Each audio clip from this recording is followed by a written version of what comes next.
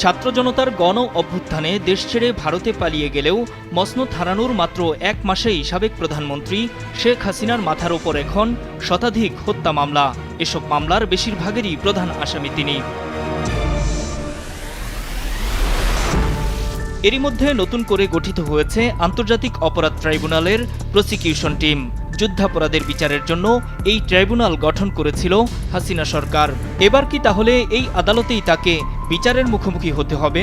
আমরা জুলাই গণহত্যা এটার জন্য দায়ী যে ব্যক্তিবর্গ আছেন, আন্তর্জাতিক অপরাধ ট্রাইব্যুনালে ওনাদের বিচারের জন্য আমরা ইতিমধ্যে একটা ছোটখাটো গবেষণা মতো করে দেখেছি এই আইনের অধীনে এই হত্যাকাণ্ডের সাথে জড়িত ব্যক্তিরা এবং যারা আদেশ দিয়েছেন, বিভিন্নভাবে সহযোগিতা করেছেন, তাদের সকলকে বিচারের আওতায় আনা সম্ভব। এই অপরাধগুলোর মাত্রা এতটাই ভয়াবহ যে তদন্তকালীন সময়ে তাদের আসামি যারা হবেন তাদের গ্রেপ্তার করার প্রয়োজন হবে। নিশ্চয়ই আমরা এই পারপিট্রেটরদের গ্রেপ্তার চাইব এবং অনেকেই বাংলাদেশের বাইরে চলে যাওয়ার চেষ্টা করেছেন, কেউ কেউ গিয়েছেন, অনেকে যাওয়ার চেষ্টা করছেন। আমাদের প্রথম চেষ্টা থাকবে যে সম্ভাব্য পারপিট্রেটরস যারা আছে, যারা সম্ভাব্য আসামি আছেন, তারা যাতে আদালতের জুরিসডিকশনের বাইরে চলে যেতে না পারেন, দেশ ত্যাগ করতে না পারেন, সেইটাকে ঠেকানোর জন্য আমাদের একটা সর্বাত্মক চেষ্টা থাকবে। কে কত বড় আসামি, কে কত বড় পদে ছিলেন, আইন সেটা দেখবে না। আইনের চোখে সবাই সমান। যিনি অপরাধ করেছেন, অপরাধের গ্র্যাভিটি হিসাবে আসামির সাথে ডিল করা হবে।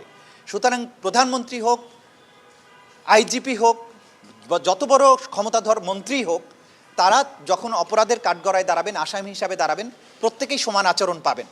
তাদের প্রতি কোনো জুলুমও করা হবে না, তাদেরকে কোনো ছাড়ও দেওয়া হবে না। ভারতের দীর্ঘদিনের পরীক্ষিত মিত্র শেখ হাসিনা, তাকে নরেন্দ্র মোদী সরকার কি অত সহজেই দেশে ফেরত পাঠিয়ে বিপদের মুখে ঠেলে দেবে? জনমনে এই প্রশ্ন সামনে আসছে বারবার। অবশ্য বাংলাদেশ ও ভারতের মধ্যে একটি চুক্তি রয়েছে অপরাধী হস্তান্তর বিষয়ে। 2013 সালে এই চুক্তি করেছিল হাসিনা সরকার। বাংলাদেশের পক্ষে তৎকালীন স্বরাষ্ট্রমন্ত্রী মহিউদ্দিন খান আলমগীর ও ভারতের পক্ষে দেশটির তৎকালীন স্বরাষ্ট্রমন্ত্রী সুনীল কুমার সিন্ধে চুক্তিতে সই করেছিলেন। পররাষ্ট্র উপদেষ্টা বলছেন, আইন আদালত চাইলে দিল্লির কাছে শেখ হাসিনাকে ফেরত চাইবে ঢাকা। যদি লিগ্যাল প্রসেস থেকে একটা প্রশ্ন আসে তাহলে আমরা তো ফেরত চাইতেই পারি, চাইব। যদি আইন আদালত আমাদেরকে বলে যে তাকে ফেরত আনার জন্য ব্যবস্থা করবো, আমরা সেটা ব্যবস্থা করার চেষ্টা করব। যে চুক্তি রয়েছে বাংলাদেশ ও ভারতের মধ্যে, সেই চুক্তির আওতায় কি শেখ হাসিনাকে ফিরিয়ে দিতে বাধ্য ভারত, নাকি ফাঁকফোকর রয়েছে? 21টি ধারা সংবলিত চুক্তির 6 নম্বর ধারাটি এক্ষেত্রে বেশ গুরুত্বপূর্ণ। এই ধারা মূলত রাজনৈতিক অপরাধের ক্ষেত্রে প্রযোজ্য। এখানে একদিকে যেমন রাজনৈতিক নেতাদের সুরক্ষা দিয়েছে, অন্যদিকে হত্যা, অপহরণ, গুমের মতো ঘটনায় সামান্যতমও ছাড় দেওয়া হয়নি। এই ধারার 1 নম্বর অনুচ্ছেদে বলা হয়েছে, কেবল রাজনৈতিক বিবেচনায় ফেরত চাইলে ওই ব্যক্তিকে ফেরত না দিয়ে আবেদন প্রত্যাখ্যান করা যাবে।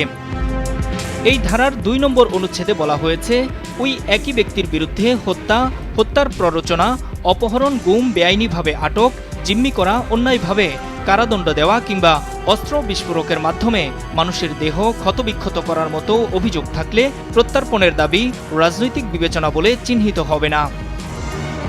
এখন পর্যন্ত শেখ হাসিনার বিরুদ্ধে যতগুলো মামলা হয়েছে, এর অধিকাংশই হত্যা ও অপহরণের। ফলে চুক্তি অনুযায়ী বাংলাদেশ যদি তাকে ফেরত চায়, তাহলে রাজনৈতিক রং দিয়ে সেগুলো উড়িয়ে দেওয়া কঠিন হবে ভারতের জন্য। বাংলাদেশের কোনো আদালত শেখ হাসিনার বিরুদ্ধে গ্রেপ্তারি পরোয়ানা জারি করলে ওই পরোয়ানার ভিত্তিতেই ভারতের কাছে তাকে ফেরত চাইতে পারবে বাংলাদেশ। এই চুক্তির আওতায় 2020 সালে বঙ্গবন্ধুর 2 খুনি সেনাবাহিনীর রিসালদার মোসলেম উদ্দিন ও ক্যাপ্টেন আব্দুল মজিদকে ফেরত দিয়েছিল ভারত। একই চুক্তি অনুযায়ী 2015 সালে ভারতীয় বিচ্ছিন্নতাবাদী উলফার নেতা অনুপ চেটিয়াকে ভারতের কাছে তুলে দিয়েছিল বাংলাদেশ। নূর মোহাম্মদ, মাছরাঙা নিউজ ডেস্ক।